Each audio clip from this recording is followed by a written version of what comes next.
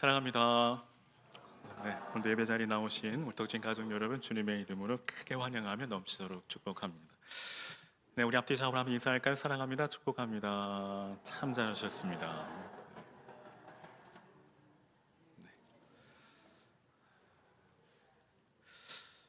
네, 여러분, 우리 올해 교회 표 뭘까요? 내 증인이 되리라입니다. 1월 한 달 동안은 우리가 함께 이 구호를, 이 표를 함께 좀 외치고 싶은데요. 준비되셨나요? 네, 그럼 교회 표를 한번 우리 힘있게 한번 외치겠습니다. 시작. 내 증인이 되리라. 한 번 더요. 내 증인이 되리라. 아멘. 오늘 저와 여러분 주님의 증인된 삶을 살아가실 수 있기를 주의 이름으로 축원합니다. 여러분, 왜 우리가 증인된 삶을 살아가야 할까요? 물론 우리 주님의 지상 최대 명령이기 때문이죠. 하지만 그 전에 우리 주님의 마음이고 주님께서 가장 기뻐하시는 일이기 때문입니다. 그러니까 디모데전서 2장 4절에 하나님은 모든 사람이 구원을 받으며 진리를 아는 데 이르기를 원하신다라고 말씀합니다.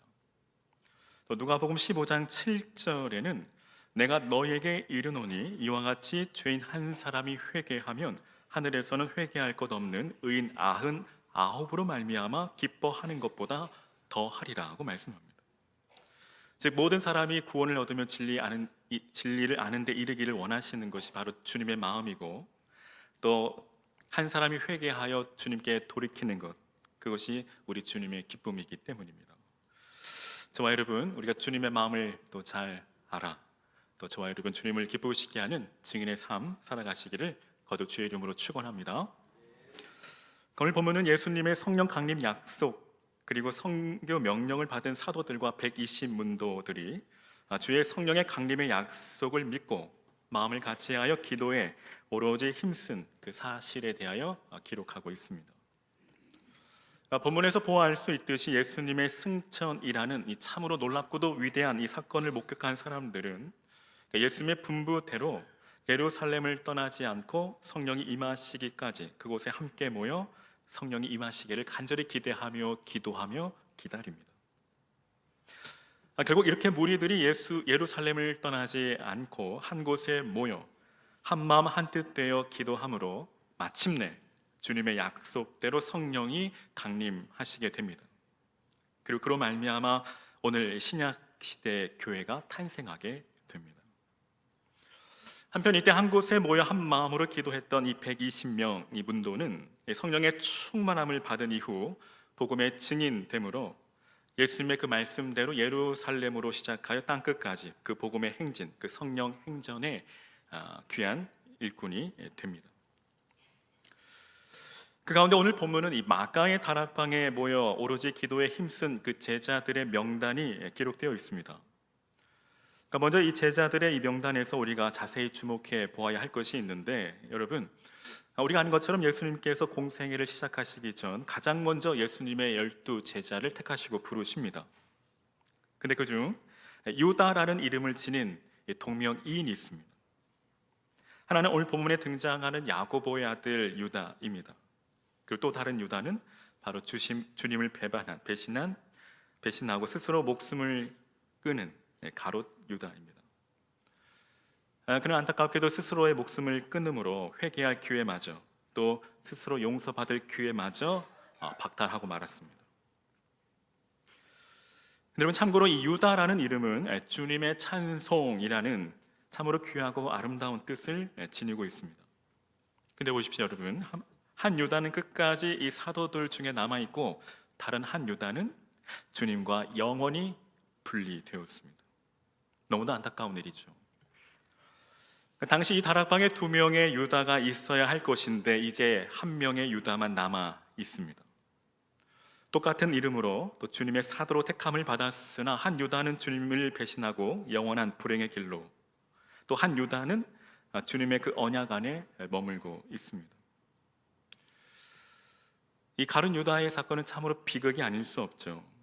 여러분, 어떠한 경우에라도 우린 스스로 목숨을 끊는 일은 절대 해서는 안 됩니다. 왜냐하면 이는 용서받을 기회마저 스스로 박탈하는 행위이기 때문입니다. 사실 오늘 저와 여러분 역시도 하나님의 그 유다, 즉 하나님의 찬송이라는 그 이름을 지닌 자입니다.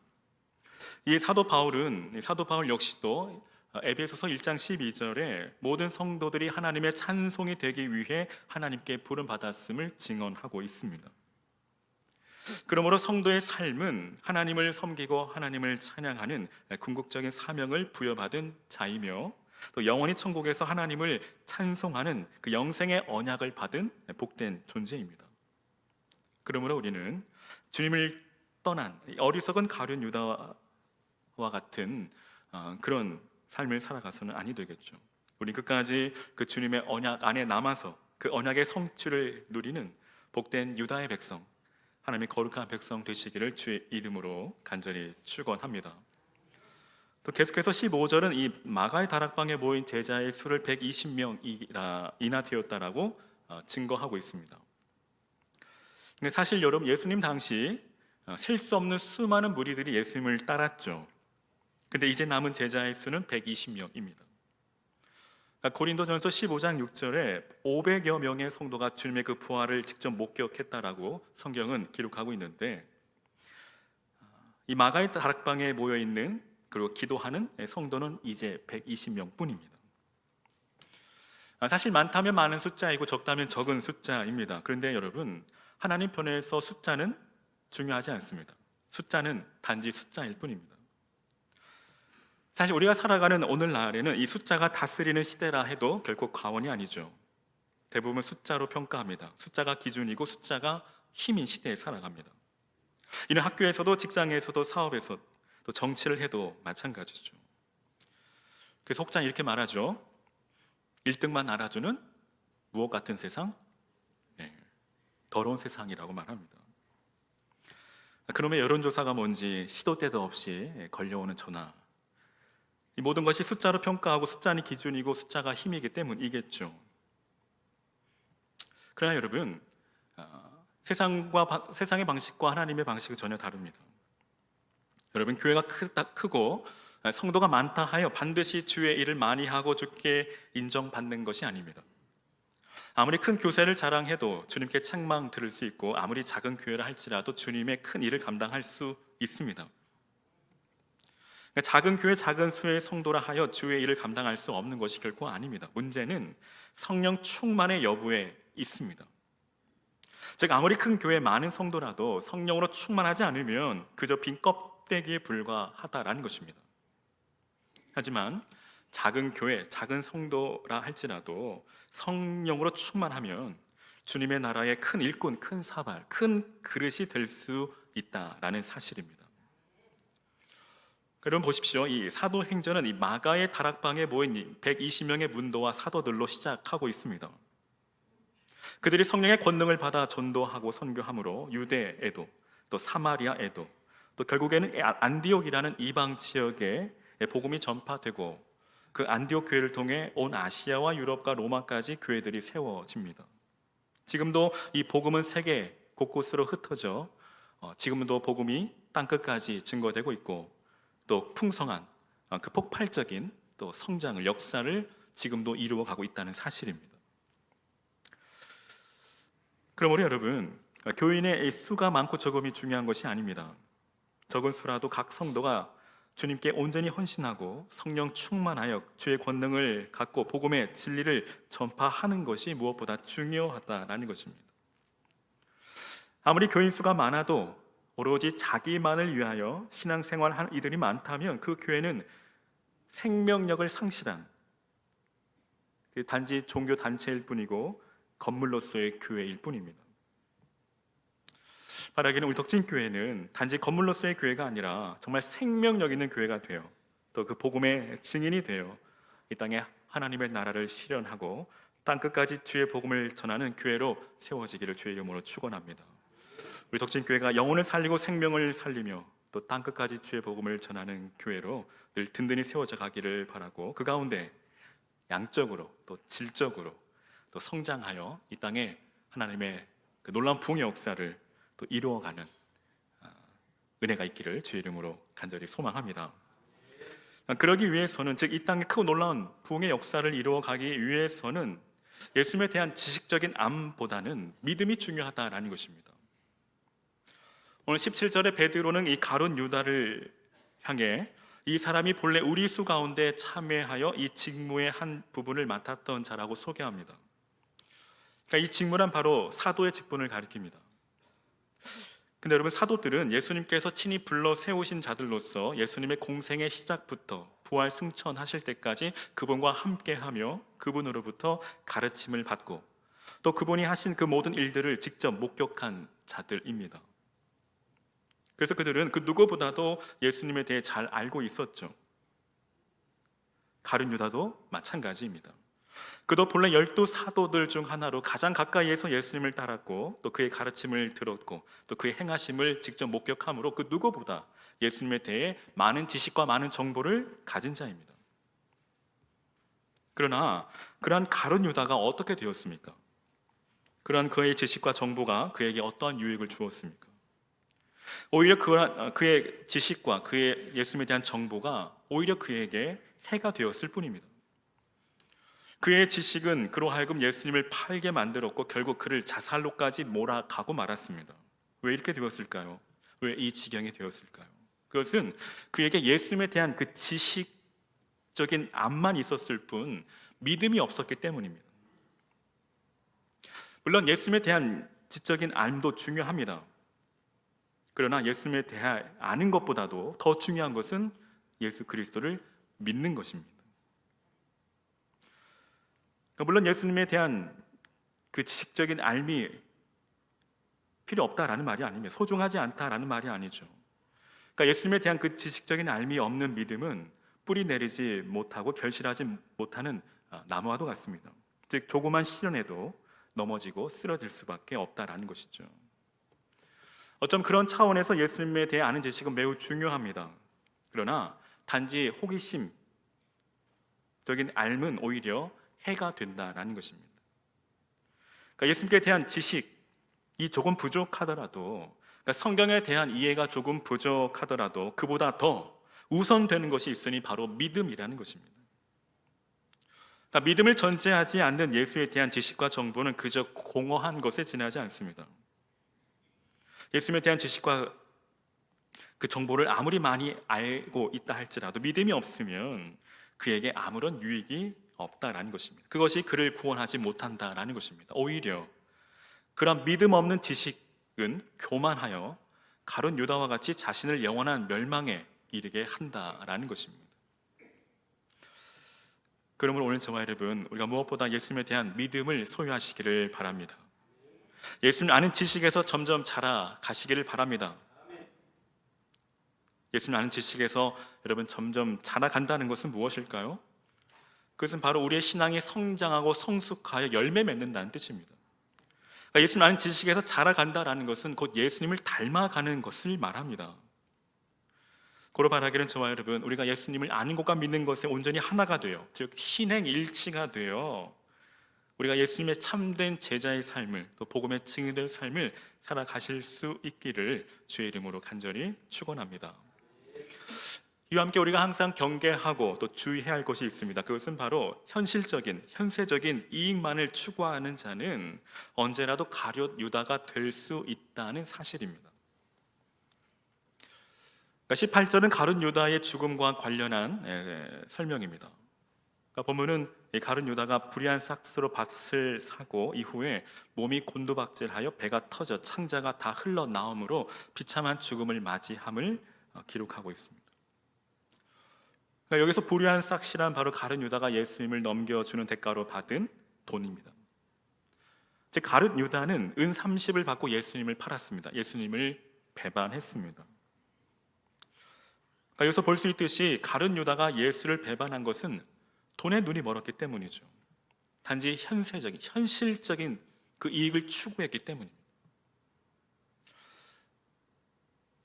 또한 가룟 유다가 예수님을 배반한 것이 오직 은 30이 탐났기 때문이라고만은 또 볼 수는 없습니다. 그러니까 은 30은 노동자의 4달 품삯에 해당하는 액수로 그다지 큰 돈이 아닙니다.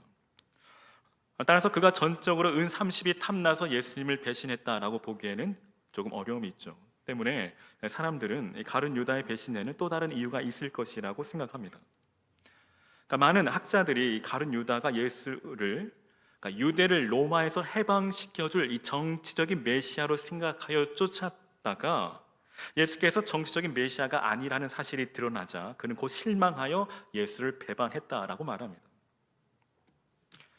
그런데 이 가룟 유다가 돈의 눈에 멀어 예수를 배반했든 또 예수께서 정치적인 메시아가 아니어서 배반했든 한 가지 분명한 사실은 가룟 유다는 철저히 현실적인, 현세적인 자신의 이익과 유익만을 추구한 인물이었다라는 것입니다.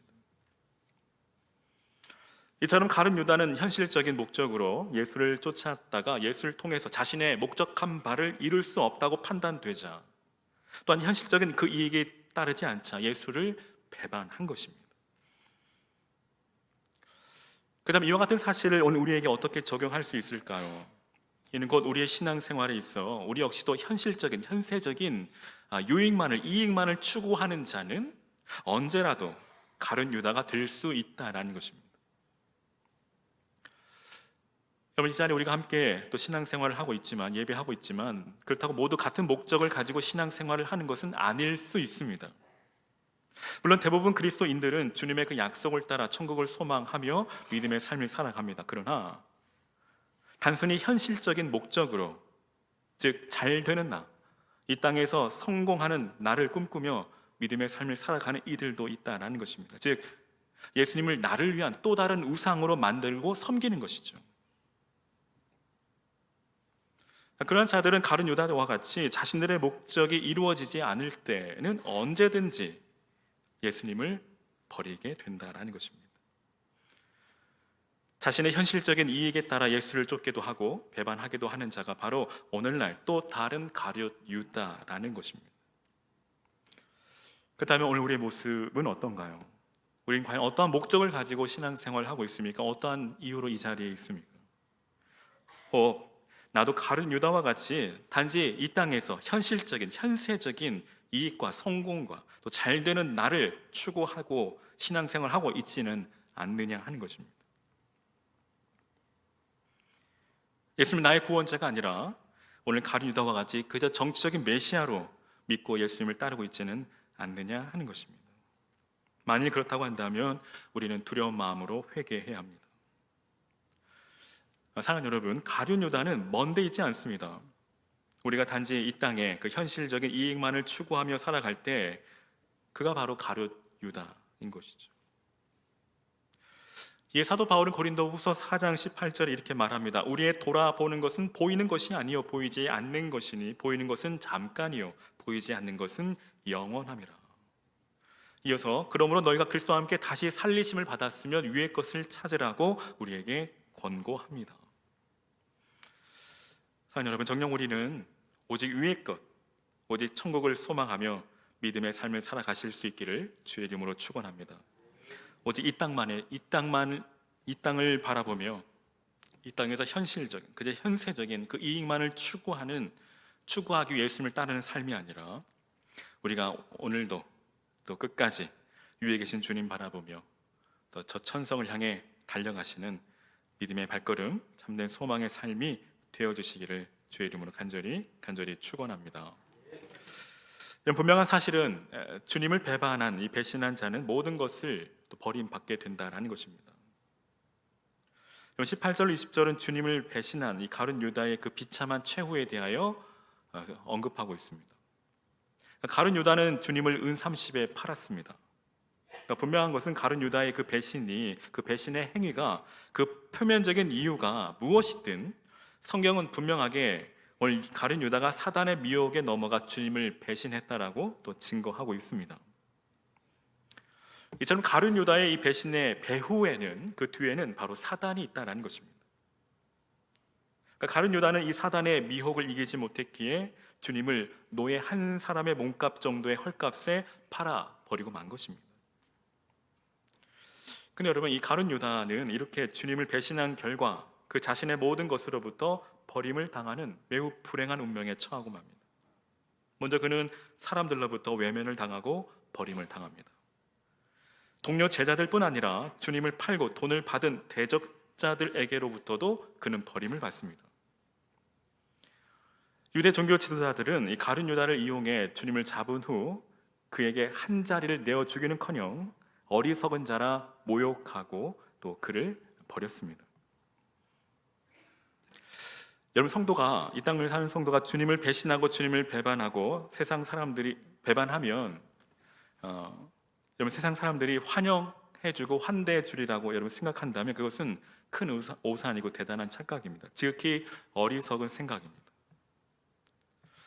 그들은 처음에는 환대하다가도 곧 배신한 사람을 어리석고 비열한 인간으로 취급합니다. 즉 손가락질합니다. 거짓 그리스도인이라고 비아냥거립니다. 이것이 바로 우리가 살아가는 이 세상입니다.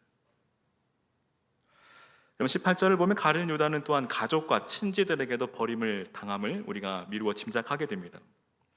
즉 그가 목을 메어 자살했는데 그러한 경우 웬만하면 그의 가족이나 그의 친척들이 그 시신을 거두어 장사 지내줄 법도 한데, 그러나 유다는 그의 시신이 밑으로 곤두박질하여 그 시신이 깨질 정도가 되었음에도 그 누구 한 사람도 그의 시신을 돌아보는 자가 없습니다.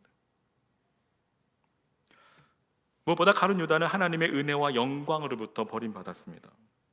베드로 사도는 시편 109편 8절을 인용해 그 직분을 타인이 취하게 되었다라고 말하며 가룟 유다는 영광스러운 사도의 직분은 물론이고 하나님 나라의 백성된 자격마저 박탈당하고 하나님께 영원히 버림받게 됩니다. 여러분, 우리가 주님을 배신하면 다시는 회개할 기회를 얻지 못합니다. 연약하여 실족한 성도는 회개하면 주님의 긍휼을 얻지만 면목상 성도로 살다가 끝내 주님을 배신하고 또 주님을 배반하고 주님을 부인하는 자는 주님으로부터 영원히 버림받는다는 사실을 우리는 항상 기억해야 합니다. 여러분, 예수님을 부인하는 자, 그 역시도 예수님께서 장차 내가 너를 도무지 알지 못한다라고 우리를 부인하신다라는 것입니다. 그럼 이와 같이 가룟 유다의 죽음은 장차 아무런 희망도 지닐 수 없는 지옥에서 영원히 형벌받는 악한 자들의 그 무서운 운명에 대한 예표입니다.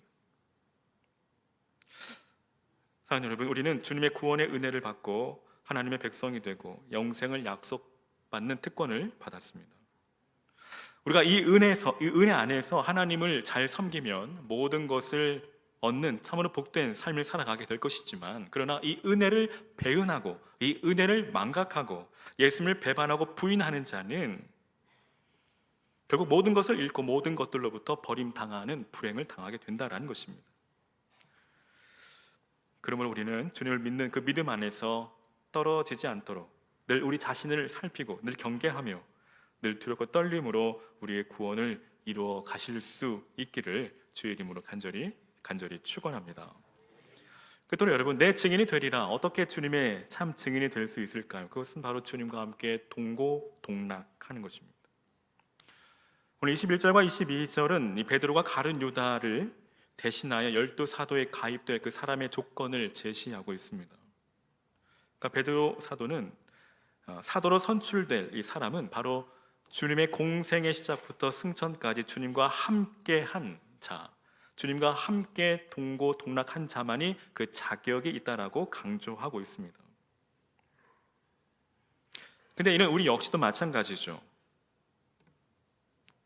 우리 역시도 주님의 참 증인이 되기 위해서는 주님과 동고동락해야 한다라는 것입니다.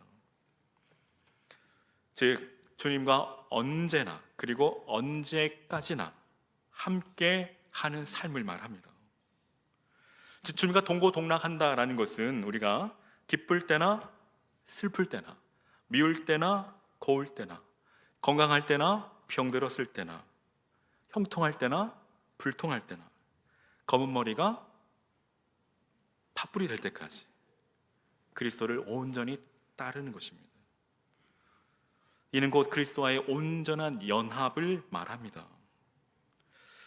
그렇다면 우리가 어떻게 그리스도와 함께 동고동락할 수 있을까요? 그리스도와 온전한 연합을 이루어 갈 수 있을까요? 오늘 사도 바울은 갈라디아 2장 20절에 이렇게 말합니다. 갈라디아 2장 20절 이 말씀 우리가 좀 암송하면 좋겠는데요. 자, 혹시 화면에 띄워주시면 함께 암송하는 마음으로 함께 봉독하겠습니다. 시작. 내가 그리스도와 함께 십자가에 못 박혔나니 그런즉 이제는 내가 사는 것이 아니요 오직 내 안에 그리스도께서 사시는 것이라. 이제 내가 육체 가운데 사는 것은 나를 사랑하사 나를 위하여 자기 자신을 버리신 하나님의 아들을 믿는 믿음 안에서 사는 것이라. 이것이 바로 그리스도와의 온전한 연합입니다. 다시 말해 나는 죽고 오직 예수로 사는 삶입니다. 사랑하는 여러분, 우리가 매일의 삶 속에 진실로 그리스도와 함께 십자가에 못 박힌 자로 나는 죽고 오직 내 안에 그리스도가 사는 참 믿음의 삶을 통해 우리가 이 땅에서 또 참 증인의 삶을 또 살아가실 수 있기를 주의 이름으로 축원합니다. 우리가 증인된 삶을 살아감으로 그냥 주님의 그 마음에 합한 자로 또 주님을 기쁘시게 하는 그런 복된 또 성도의 삶이 되어주시기를 주의 이름으로 간절히 축원합니다. 아멘.